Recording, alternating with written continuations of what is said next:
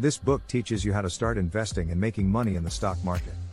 I will give you a brief chapter-wise summary so that you can understand the main points of the book. Chapter 1, Start Small, Think Big. In this chapter, Lynch emphasizes the importance of starting small and gradually building a portfolio of investments over time. Lynch argues that too many people are intimidated by the stock market and believe that they need a large amount of capital to start investing. He notes that this is not the case, and that even a small amount of money can be invested in stocks or mutual funds. He also stresses the importance of starting early and taking advantage of the power of compounding. To illustrate this point, Lynch gives the example of a hypothetical investor who starts investing $1,000 per year at age 21 and earns an average return of 12% per year. By age 65, this investor would have a portfolio worth over $1.6 million. However, if the same investor waits until age 30 to start investing, they would only have a portfolio worth around $560,000 by age 65. Lynch also notes that starting small allows investors to learn from their mistakes and gradually build their knowledge and expertise. He argues that investing is a skill that can be developed over time, and that investors should not be discouraged by early losses or setbacks. Finally, Lynch emphasizes the importance of thinking big and having a long-term perspective when it comes to investing. He notes that successful investors focus on the potential of their investments over the long term, rather than being swayed by short-term market fluctuations. Chapter 2, Why this isn't taught in school. In this chapter, Lynch discusses the reasons why investing is not typically taught in traditional school curriculums and how this has contributed to a lack of financial literacy in the general population. Lynch argues that investing is a crucial life skill that is essential for financial success, yet it is often overlooked or misunderstood by educators and students. He notes that while schools may teach basic financial concepts like budgeting and saving, they typically do not cover more advanced topics like investing in stocks or mutual funds. Lynch also notes that the lack of financial literacy in the general population has contributed to a variety of societal problems, including high levels of debt, low levels of savings, and a lack of retirement planning. He argues that by teaching investing in schools, students can be better prepared to manage their finances and achieve financial independence. Chapter 3, Dad, how do you pick stocks? In this chapter, Lynch discusses the basics of stock picking and how investors can go about selecting individual stocks for their portfolios. Lynch begins the chapter by emphasizing the importance of doing one's own research and not relying solely on the recommendations of others. He notes that while financial advisors and analysts can be helpful, they may not always have an investor's best interests at heart and may have conflicts of interest. Lynch then discusses some of the basic principles of stock picking, including the importance of understanding the company's business model, management team, and financial statements. He notes that investors should look for companies that are well managed, have a sustainable competitive advantage, and are undervalued by the market.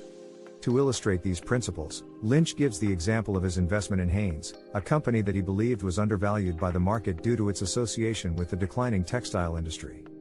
However, Lynch saw that Hanes had a strong brand name, a loyal customer base, and a solid balance sheet, and he believed that the company was undervalued by the market. Lynch invested in Hanes and saw significant returns on his investment as the company's stock price increased. Lynch also discusses some of the common mistakes that investors make when picking stocks, including over-reliance on hot tips and rumors, chasing after fads and trends, and not doing enough research before making an investment.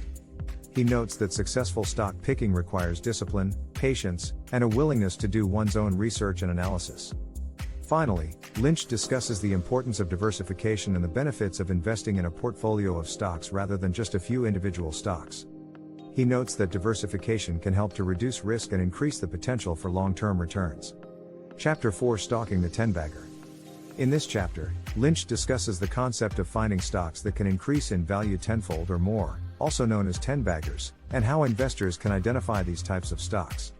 Lynch begins the chapter by noting that investing in 10-baggers can significantly increase an investor's returns and can help to offset losses from other investments.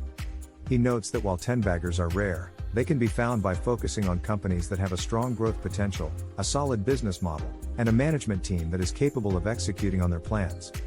To illustrate this point, Lynch gives the example of his investment in the Limited, a clothing retailer that he believed had the potential for significant growth due to its strong brand name, unique business model, and loyal customer base.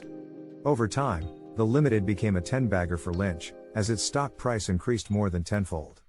Lynch notes that investors can identify potential 10-baggers by looking for companies that are in an emerging industry or market, have a unique business model, and have a strong competitive advantage.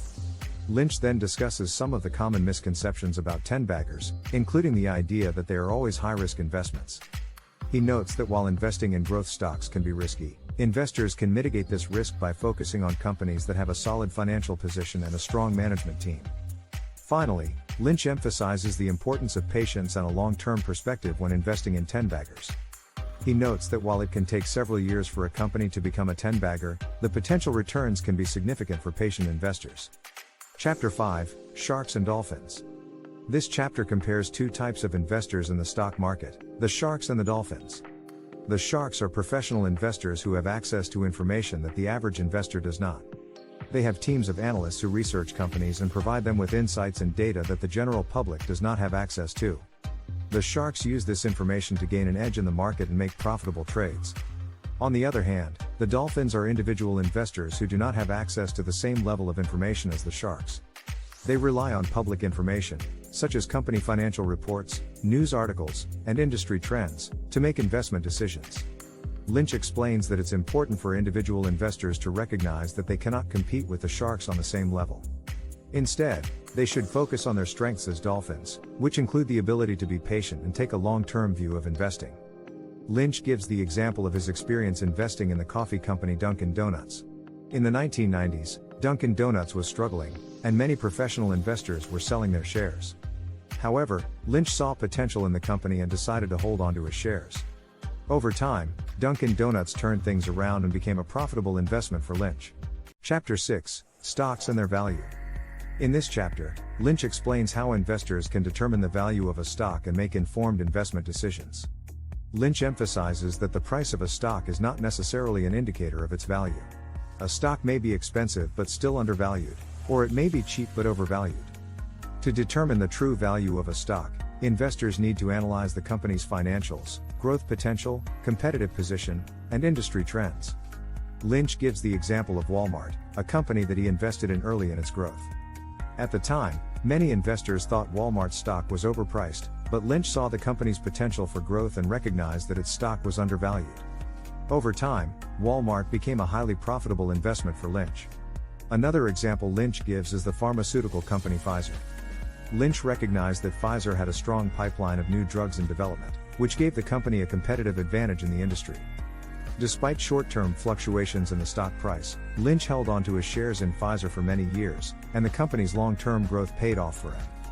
Lynch also emphasizes the importance of diversification in investing. By investing in a variety of stocks across different industries, investors can spread their risk and potentially earn higher returns over time. Chapter 7, The Wall Street Jungle. In this chapter, Lynch discusses the various players and dynamics at work in the stock market, and how individual investors can navigate this complex landscape. Lynch describes the stock market as a jungle filled with predators, prey, and all sorts of players trying to gain an edge. He identifies several key players in the market, including individual investors, professional investors, analysts, and brokers. Lynch emphasizes the importance of being aware of conflicts of interest that may exist among these players. For example, brokers may recommend certain stocks to investors because they receive commissions for selling those stocks, rather than because they are the best investments for the investors. Similarly, analysts may have biases or conflicts of interest that can affect the advice they give. Lynch also discusses the importance of being patient and taking a long-term view of investing. He notes that the stock market is often unpredictable in the short term, with prices fluctuating based on factors such as news events, political developments, and economic data. However, over the long term, the stock market tends to reward investors who choose good companies and hold on to their investments. Lynch gives the example of his investment in the homebuilder Toll Brothers. He initially invested in the company in the 1980s, and over the years he watched the stock price fluctuate as the company faced challenges such as a recession and changes in the housing market. However, Lynch held on to his investment, recognizing that Toll Brothers was a strong company with a solid business model. In the end, his patience paid off, as Toll Brothers became a highly profitable investment for him. Chapter 8, The Final Exam. In this chapter, Lynch provides a summary of the key concepts he has discussed throughout the book and offers some final advice for individual investors. Lynch emphasizes the importance of understanding the businesses behind the stocks investors choose to invest in. He notes that investors should focus on companies that have strong fundamentals, such as growing earnings, solid financials, and a competitive advantage in their industry. By focusing on good companies and holding on to their investments for the long term, investors can potentially earn significant returns. Lynch also stresses the importance of diversification in investing.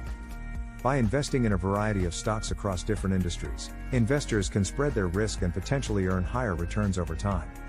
However, Lynch cautions that diversification does not mean buying a little bit of everything. Rather, investors should focus on companies they understand and believe in, and invest in those companies accordingly. Lynch also provides some advice for dealing with market downturns and volatility. He notes that it is important to stay calm and avoid making impulsive decisions based on short-term fluctuations in the market. Instead, investors should focus on the long-term potential of their investments and make decisions based on solid analysis of the underlying businesses. Finally, Lynch emphasizes the importance of continuing to learn and educate oneself about investing. He notes that the stock market is constantly changing, and that investors must stay up to date on the latest trends and developments in order to make informed investment decisions. Chapter 9: A Random Walk Down Wall Street. In this chapter, Lynch critiques the efficient market hypothesis, EMH, and argues that individual investors can still find opportunities to beat the market through careful analysis and research. The EMH is the theory that all available information about a company is already reflected in its stock price, and that it is impossible to consistently beat the market through stock picking or market timing. Lynch argues that this theory is flawed and does not account for the fact that many investors do not have access to all available information or have biases that affect their decision-making. Lynch points out that many successful investors, including Warren Buffett and Benjamin Graham, have consistently beaten the market through careful analysis of companies and their financials.